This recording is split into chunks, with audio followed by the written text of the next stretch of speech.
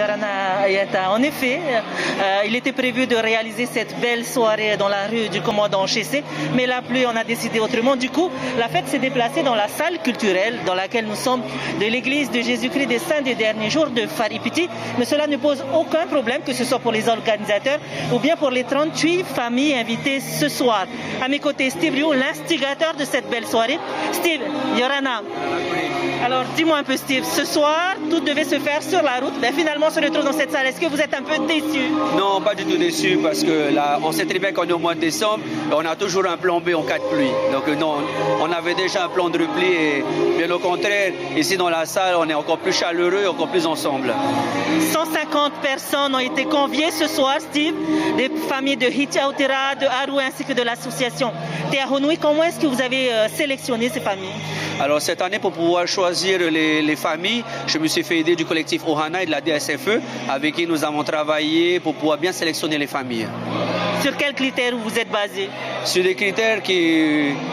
Je ne sais pas comment t'expliquer aujourd'hui, voilà, les sinistrés d'Aroué, ils ont perdu leur maison dans un incendie qu'ils n'ont pas demandé. Ceux de Hichautera, de Mahaena, Hicha et plus loin, souvent on les oublie. On fait toujours des événements sur Papeete ou dans les communes qui sont les plus proches de Papeete. Et là, j'ai voulu, avec mon événement, penser à eux, penser à ceux qui sont les plus souvent oubliés. 2 ans que vous pensez que vous travaillez sur ce projet, quelque chose qui vous tient vraiment à cœur? Oui, 2 ans. L'année dernière, on devait monter le projet, mais finalement, on s'est pris un peu trop en retard pour des raisons administratives et de demande d'autorisation. Mais cette année, on s'est dit, on va le faire. Encore plus aujourd'hui avec cette crise dans laquelle, de la crise qu'on traverse aujourd'hui. Et puis, si on a réussi, est-ce qu'on n'a pas le droit? Est-ce qu'on ne peut pas aider les personnes qui sont dans le besoin? Est-ce que l'on remarque beaucoup de généreux donateurs se sont manifestés? Exactement. Lorsqu'on a monté le projet, on s'est dit, bon, on va devoir mettre la main à la poche.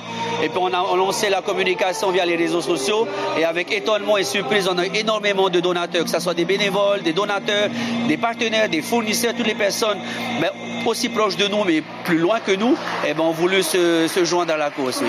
Merci beaucoup, Steve Liu. Donc voilà ce que l'on peut retenir de Steve Liu pour cette superbe soirée du côté de Faripiti. Alors une soirée qui a démarré à 17h avec des chants œcuméniques de différentes confessions religieuses. Il y a également des artistes locaux qui ont fait les déplacements comme Teiho Tetofa.